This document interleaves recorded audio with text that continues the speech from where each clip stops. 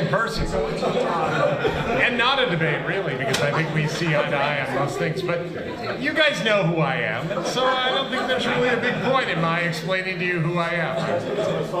I'm here to try to make this interesting, and I'm focused on the digital delivery of art and its monetization. I'm very involved with a company you've been hearing about today, Orange Genius, because a lot of the work we've done in music is very much more difficult as regards graphic and visual arts because they don't have a numbering set yet. They don't have a globally unique identifier for art that makes it easy to even communicate about a piece of art or a photograph. At least in the music business, we can say, well, here's the ISRC code or here's the ISWC, and we can wring some of the ambiguity out of the process, but there's just loads of ambiguity as regards photographs and art. So it seemed like a good time to debut the Orange Genius work here at this RightsTech conference. Great. So I'm here, and thank you, Ned, for allowing us to do so.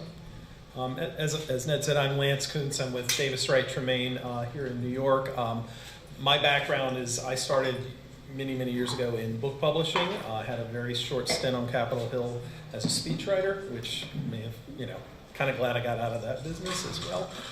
And then I've been a lawyer working in content, intellectual property, especially copyright, for about 20 years. And more recently have been working with companies that have blockchain solutions, and it's been a blast. So do it a little differently in that before we start talking about questions among us, I wanted to, because there's some definitional issues around smart contracts, I wanted to just very briefly talk about what we mean when we say a smart contract, and then I'm going to open it up and start asking some questions. So the question is, one first sort of threshold question is, what's the difference between a transaction and a contract?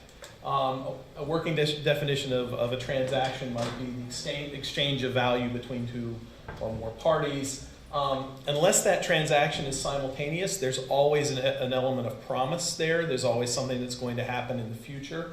So there's some uncertainty that derives from the fact that it's going to happen in the future.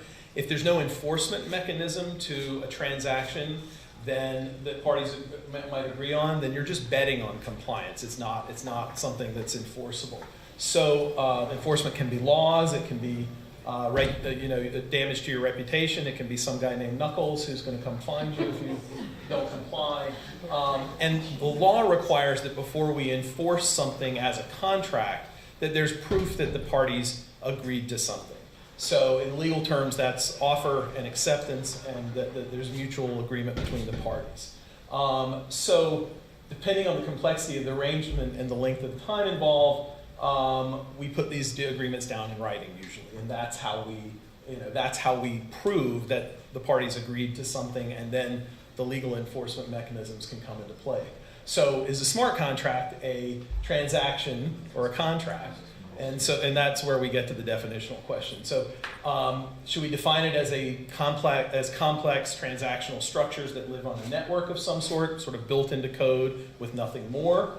Is a smart contract a legally enforceable contract that then calls out to terms that are expressed in code? And are there other structures that we may be seeing in the future that are smart contracts, which are sort of automated transactions between entities, these sort of machine-readable back and forth, which I think is the ultimate goal of a lot of things we've been talking about today.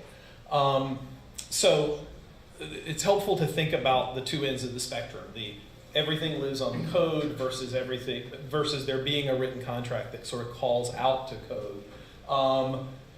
If it's on a network and it's just code, we use the term contract, but it's really just a program.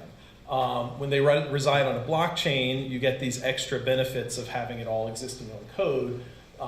The transactional parameters can be arranged by the arm's length parties across the trust boundaries. That's the big innovation. The program itself is on the blockchain, and the value may be on the blockchain too, and just exchanged relatively automatically. There's a good article by a guy named Josh Stark at Ledger Labs who calls this type of smart contract code. And he distinguishes that from smart legal contracts. And I think it's a good distinction, although, again, I think it's also sort of a spectrum. So a lot of times when developers are talking about smart contracts, they're talking about smart code. Lawyers, on the other hand, a lot of times when they talk about smart contracts, they're talking about legal contracts that have aspects that have been, converted to code. So a smart code may or may not be enforceable under the law when something goes wrong, and it may not matter because the value may have moved anyway. So it's going to be a question of remedies, and you just, if you're to figure out whether that kind of contract is enforceable or not, you have to revert back to the same legal standards we've always looked at: offer, acceptance, etc. We also have the question of what if the smart code actually conducts a transaction that's illegal? So that's another aspect of the legal piece of this. And then the last piece is the code-based legal contracts, which I think tends to be the thing that I think we are most talking about in this room. And the question is, you take a legal contract and you take the pieces of that legal contract and you convert it as much as possible to something that's code-based, or that's, you may also think of it a little bit as a sort of a creative commonization of contracts. So you're taking pieces of contracts and making them more and more standardized, and as much as possible making them machine readable. And in most cases, those will be enforceable because there's an overarching contract structure, at least under U.S. law. And then just from talking about new forms of commerce, we're talking about sort of autonomous machine-to-machine transactions, and that's to some folks that's one of the holy grails. We also have the DAO as a cautionary tale. So and that's just our block. So let me sit back down over with our panelists and just ask you guys first. So that was a very quick trip through contract law a little bit. What do you think about those? The way I broke it out, does it make sense to you? Do you see things you would sort of differ with? It wasn't Professor Kingsfield in the paper chase, which is where most of us were introduced to the idea of a contract law class. No, I think it made a lot of sense, and I guess just to complement what you just said, when I was researching the topic of the panel today and really trying to read as much as I could on what was out there about smart contracts, I was surprised to see how, I would say, the definition of smart contract that we can find is already in, not science fiction world, but I would say it's really ahead. It's like the definition that I could find is always a self-executing contract that lives on the blockchain, and where everybody is predicting that you will no longer need any lawyers and you will no longer need the courts or judges. It's like a system where it will work on itself, and I think that is interesting to see how there's probably a lot of steps before we get there, and I think that's exactly what we're probably going to be discussing today. It's like all of those other steps that we can see in smart contracts before we get to the moment when we can get rid of the lawyers. Right. I mean, I think that I would. We'll leave Jim as the only panelist for the next time around. I guess we've heard people say that smart contracts aren't smart and they're not contracts. So, and I think there's some truth to that. But let's start with this idea of smart code. So let's before we start talking about the legal overlay, let's just talk about this idea of code that acts as sort of the embodiment of a particular agreement between parties. So let's start with something simple and say the code just says, we talked about this example earlier, the code just says something like on the first sunny day in May in this area, I will give you $5. So that's a piece of code that can live, on sort of on the Ethereum blockchain, for instance. So, I mean, are either of you seeing applications like that starting to happen, or can you sort of predict what you think will be happening along those lines and where those are useful? What sort of use cases those might be useful in? But I have to say just at the start that I'm just wrapping my head around blockchain. And so, and I think that's true of a lot of people. I mean, at first I thought, well, I understand that there's self-driving cars, and now people want self-driving contracts. And they want robots to resolve these disputes, you know, that this is automating something that typically we negotiate. Now, look, to be clear, smart contracts can't negotiate themselves. So if your thought is, oh, let's get rid of the middlemen, let's get rid of the lawyers, well, these contracts don't negotiate themselves. And frankly, while they might be able to do some elements of it, they can't enforce themselves either. I mean, they do require attorneys, such as yourselves, to both write them and to enforce them, perhaps, in a court of law. So it's not like it's, let's get rid of the lawyers and the self-driving car, and we've got a formula and we're done, let's move on. You know, that's really not where we are. And the reason I said that I had just begun to wrap my head around this is that, you know, in the beginning, this was presented as roughly a way to get rid of, say, the corruption, or to get rid of the non-performance, or to start to turn over to a machine things that you had become disappointed by, like the payment of royalties that hadn't come. It's seen as a kind of machina deus, you know, a machine from the gods that gets at the problems that we have in this business. And it's not that at all. I mean, in fact, what I understand about blockchain today and what I bring here is that it's a ledger. It's a distributed ledger.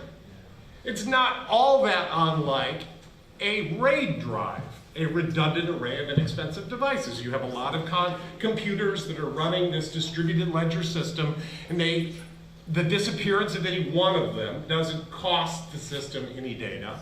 In fact, half of them could turn off and it would still work just fine. So I've got my head around the ledger part, the distributed ledger. But frankly, the part where you start to lose me is when you say, oh, this is code running on those machines that executes itself. Well, that's the thing, because I think especially here, we're not really going to talk about the ledger. Because what I think the funny thing is, I think that if I can try to break down your question, the first one I would ask is, can you write a contract into code? Right. And that's when the distinction that you made earlier about transactions and what might not be a transaction becomes accurate and becomes really interesting. Something that is a transaction, which the most familiar example will be a payment, is quite easy to put into code. It's a very mathematical, logical... the result. Yeah, it's a chain of events that you can basically, everyone can break it down as a chain of events, as an algorithm, and you can get a transaction. So is that something that you can write into code?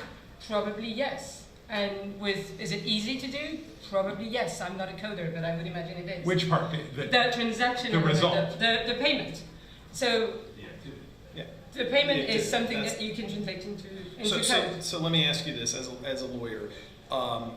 Are those types of the limited, those types of transactions, which I was talking about as sort of smart code, are those enforceable under law? Well, then we move into another area, which is... well, can we start with whose law? Yeah, well, first of all, whose law? Whose law? What's jurisdiction across the planet? But as we briefly discussed, one other thing that we need for a contract is the two people who are agreeing need to understand what they agree upon. And to understand what they agree upon, they need to understand the language, which means, is it written in English, is it written in German, is it written in French, is it written in code? Right. So if you write into code, the two parties that are agreeing to the code need to understand the code. So what do you do if you're like me and you're not a coder? Can you then enforce a contract that I don't have the capacity to understand? And let's go back a second. I will agree with you that if the contract says, if X, then Y, that Y can happen. But the tough part there is if X. I mean, how do we know if X? That's got to be an interpretation. The example given was if it's a sunny day. Well, now, I gotta say, you haven't wrung the ambiguity out of this one just yet. But you could agree that, you could set someone to interpret it, but I mean, it's not really an easy subject for code, if X. The Y part, I agree with you. This money will go from here to here. That part could be done. Well, so the proposals are for oracles, right? These Oracles. bodies will determine certain issues and put that input into a smart contract, right? Maybe your oracle for the sunny day in a particular area is the Weather Channel. Maybe it's some other body, right? But if the parties agree, so I'm sort of expanding the question. If the parties agree that this code is the embodiment of our agreement, and including whatever the input is that allows you to do the if part, and they both agree on that, is that enforceable separately under law? So first of all, is it enforceable? And then secondly, what if someone doesn't like the result? How do you deal with that? Well, that remains to be seen, but I mean, if we go to so just to make sure that everybody in the room is familiar with the notion of oracle, which, I mean, I don't know if I can, please jump in if you have a better definition, but will be that. I'm not sure anybody has a better definition. Will basically be a database or a robot that is going to be interrogated by the contract, and the oracle will arbitrate, will decide, and the decision of the oracle will apply, whether it's going to be binding. I guess normally the parties will agree that the decision of the oracle is binding upon them. I got a question. So practically, how are smart contracts being used? What's an example? I mean, isn't it always for payments, or are there ways it's being used that don't involve a payment? Well, I guess, Transaction. I suppose if it was, I mean, I think that, I don't know how many people are actually doing it yet, but I mean, certainly, to my mind, payment of, that particular kind of digital asset isn't really different from any other type of, digital asset. So, so theoretically, almost anything that can move under a smart contract. I don't know what you guys think. But, I think this is tough, and I have to say, there is this underlying assumption that we are all equal with code, or that we all interpret code in the same way. Now, look, I first started negotiating contracts when I was a really young man, and my dad, I grew up with a contract negotiating dad. He was the head of a union in Chicago. And when I went to work at a newspaper, I ended up having to negotiate the contract for my colleagues and I in our newspaper guild local. And I called my dad and I said, tell me what I need to know about negotiating contracts. And he said, well, here's all you need to know. You either bargain or you beg. And the amount of power you got lets you know where you are on one side or the other. And if you don't have any power, you better be a great beggar. And if you've got a lot of power, well, you're bargaining. And the result is going to be this contract that reflects whether you had power or whether you were begging.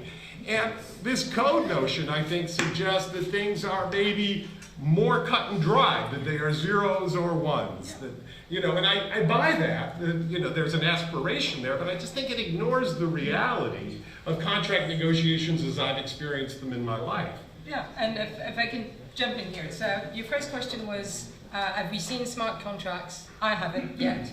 And second was, can it do more than payment? And that's where I think it's interesting to understand what a contract is. Maybe some elements of a contract are transactions.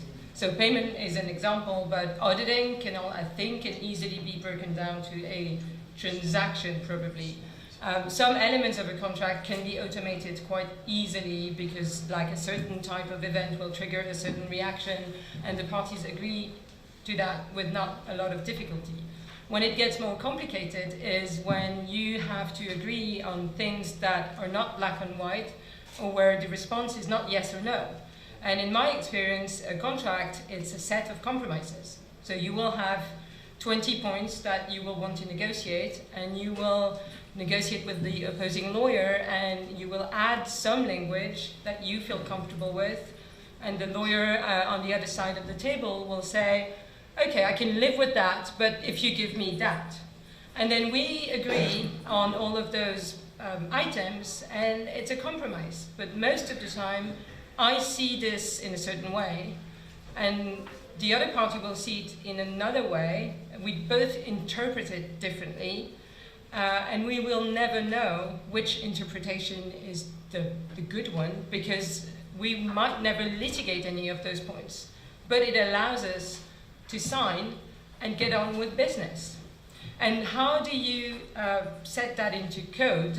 And that is what the problem that I call the problem of the absolute truth. For me, and I hope there are coders in the room who can add to that or maybe contradict me, but for me to put a contract into code, you need to have one unique truth that the parties are going to agree upon. And if some of those elements you can't agree upon, then you will have to spend hours and hours and hours of negotiation until you can find what solution you have. I think we have a question.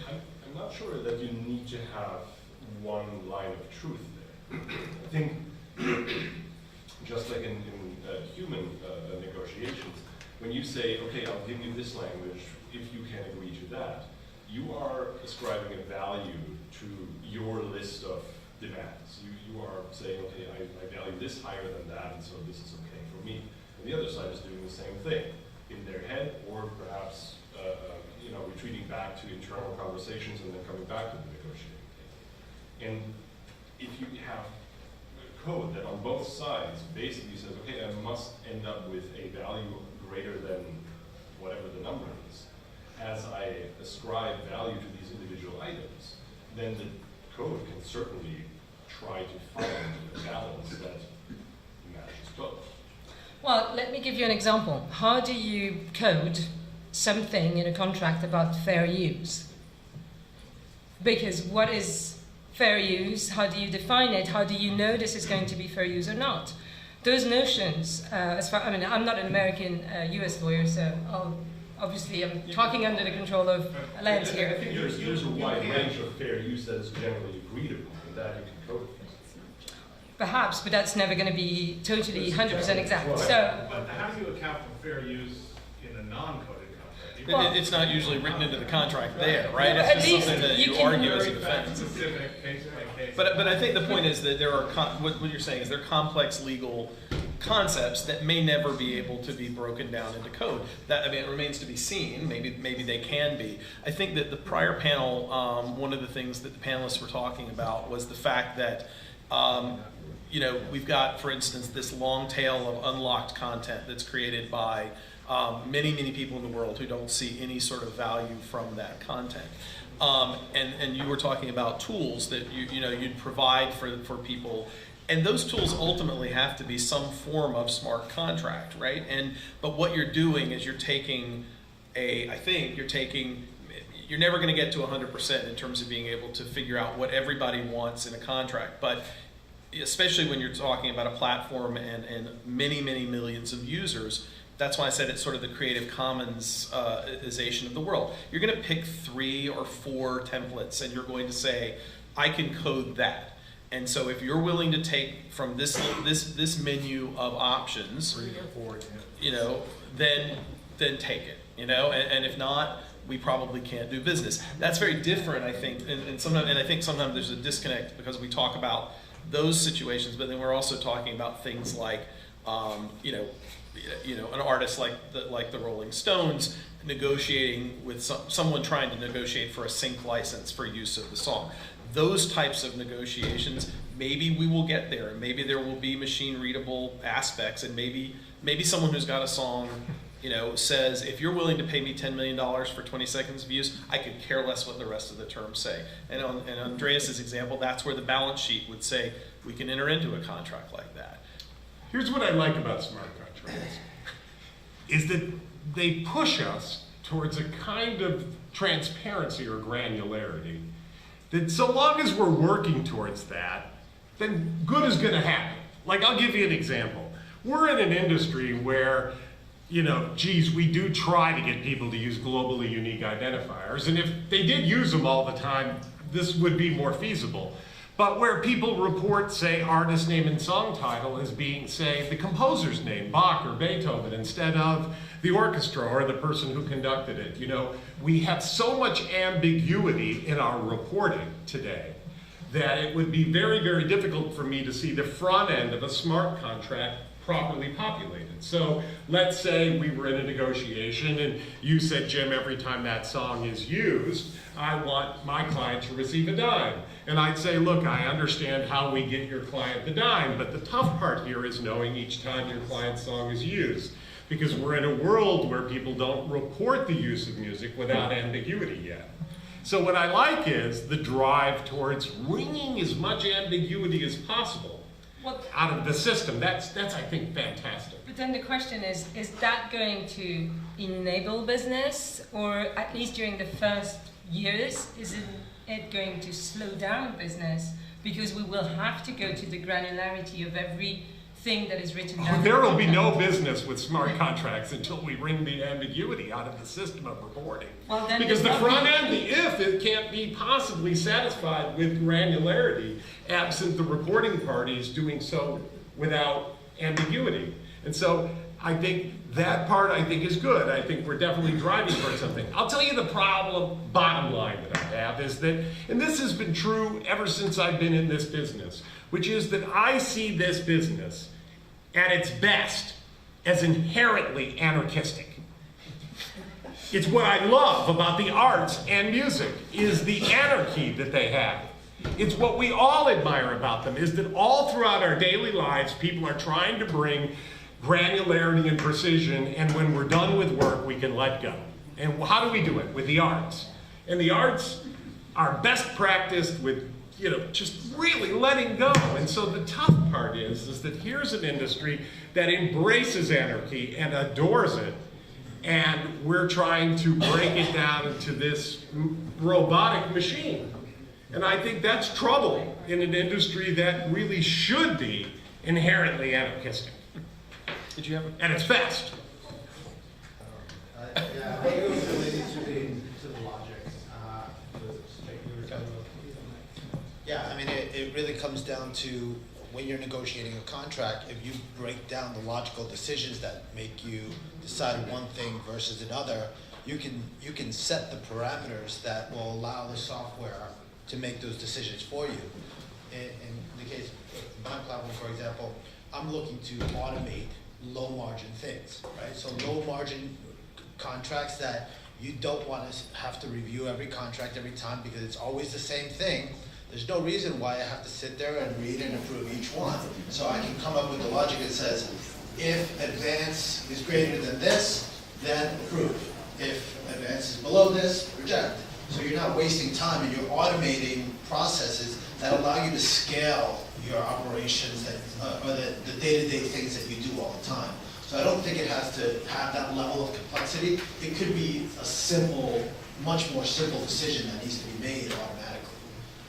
And she's itching to ask a question, right? It was more that I mean, this is how computers speak to each other anyway. So if we do a deal with another company at Pledge or at .blockchain, we're going to create an API and we have to write a set of documents that say this is how this code executes. And so I was looking at another company recently and they sent me over their technical stack and their docs. So I can sit there and say, all right, I can make my machines talk to your machines and we can solve outcomes together based on it. If something goes wrong, we can get to look at it, and that's when you call the lawyer and say, we've broken out of the terms of our contract. So I think that machines are designed to speak to each other, and as you just mentioned, to automate those processes. And I think that that you can create an extension to that. You've got the DAO as the cautionary tale up there. I was on the DAO Slack forum as the whole thing was going wrong, and the agony was they realized they'd just written a bad contract. Right. Which stated, just take money out, right? So let's just not do that. Right. But that's part of the learning of it. And one of the reasons I so applaud the teams that worked on that was they just missed a logic part, which humans would have seen or hopefully seen, and yet you've all been in scenarios whereby there's that one corner you didn't quite look around. So just machines are going to literally scroll through and bash away until they find that one corner, and we're going to have to build machines that do it the other way. And then the other side on the not being able to read the code itself, I mean, at a certain point, we will get to a point where artificial intelligence can do a lot of this for us. They're going to be able to sit there and track patterns and say, this is the likelihood and probability, and you'll write into the contract, once we hit 80% threshold of weather being X, we're going to drop the price of why. And that's how it was going. So we shouldn't look to reinvent the way machines talk to each other. We should look to articulate logic into, from the intentions behind what we're trying to solve into things that machines can read between themselves.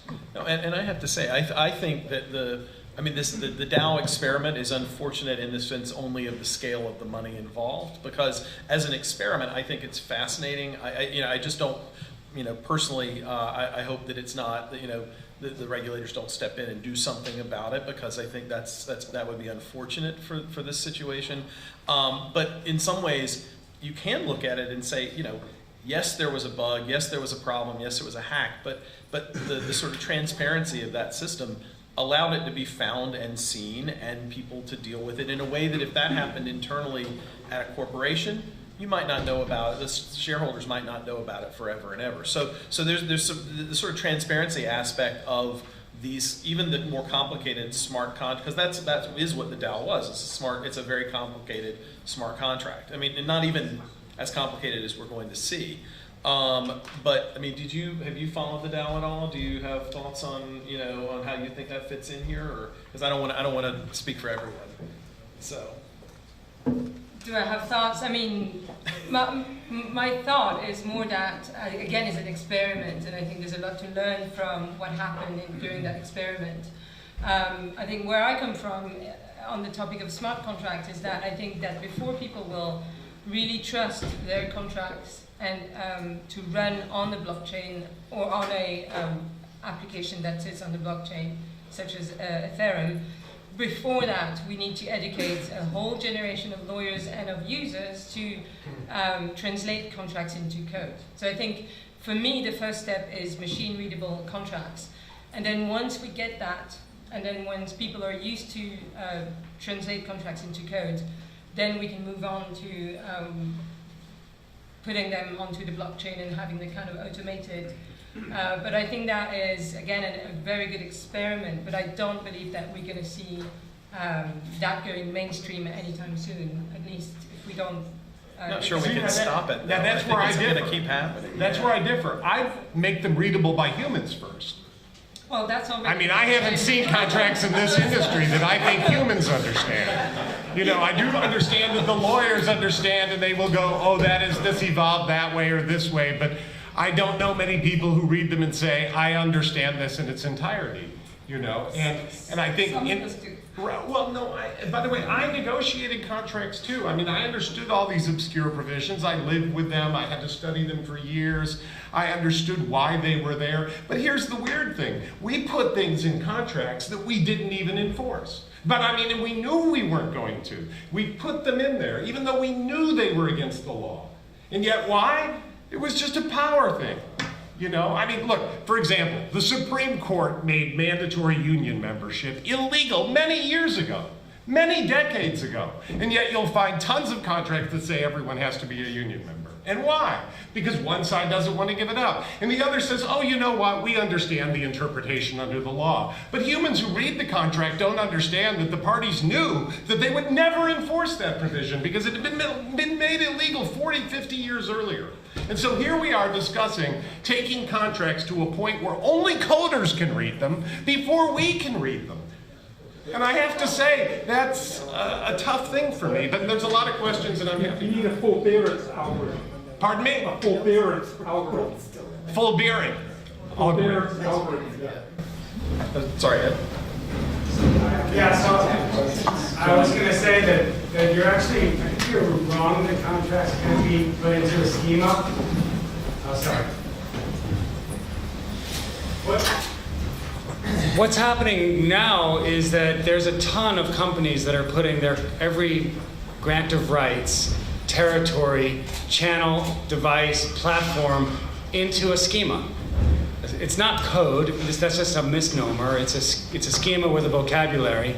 And there are rights, there are custom rights languages, there are standard rights languages. Those are all schemas that are established. There's rights trees. Every big media company in the country is moving their content that way. They are running it through rights management systems internally, They're not able to wrap it with the asset and move it externally, but internally, that's the way all of these companies are monetizing their content. So when you looked at earlier, you saw Discovery. Discovery moves their content around the world thousands and thousands of times through a lookup in their database. And only on those 20 to 30% times do they need to go to a lawyer to get an interpretation.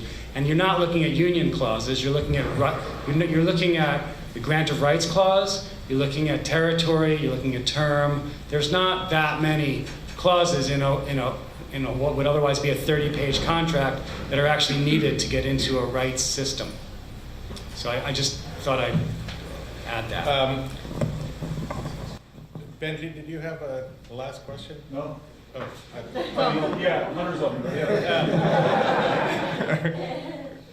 Hi, I really like what you said about smart contracts. I was actually on the Bitcoin panel earlier today.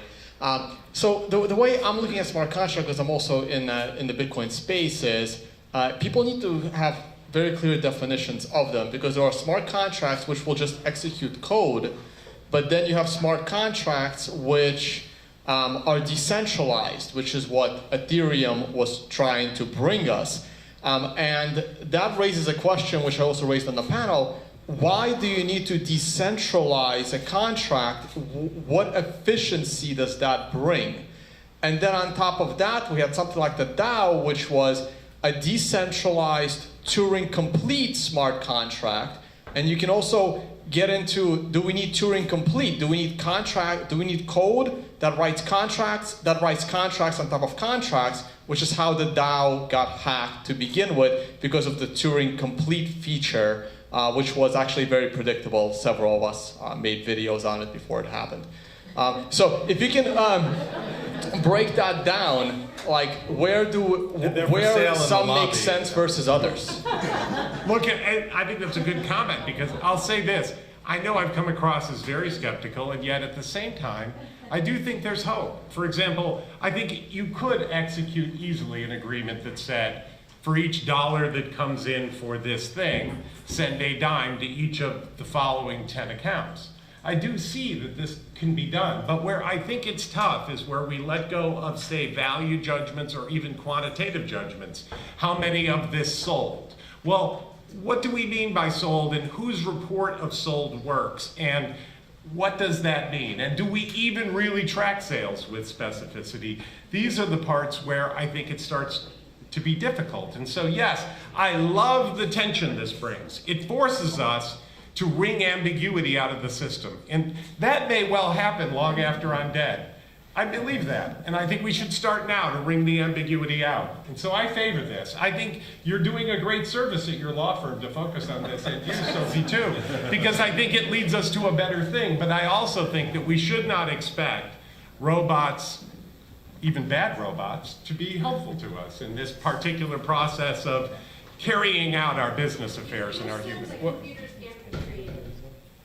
No, I think they can, and I think we can do that over a long period of time. I just think that we're just now wrapping our head around the idea that we should have distributed ledgers that are transparent and open and honest to everyone, and that I can accept. I think it's a good thing. I think it's going to be tough. I've worked in transparent countries like Finland and in Scandinavian countries extensively. And I'll tell you, when I was there, I bought a sauna to bring back to Virginia. And I'll tell you, my neighbors did not share the Scandinavian or Finnish notion of transparency and the sauna. And today, when I invite them over to my house, they say, yeah, but is there going to be any talk about that sauna thing? My wife didn't like the idea of taking her clothes off and going into the sauna. We're not all ready. We started the day with Japanese toilets, and we're finishing on naked Scandinavians in their saunas. So let's give a big round of applause for our panelists.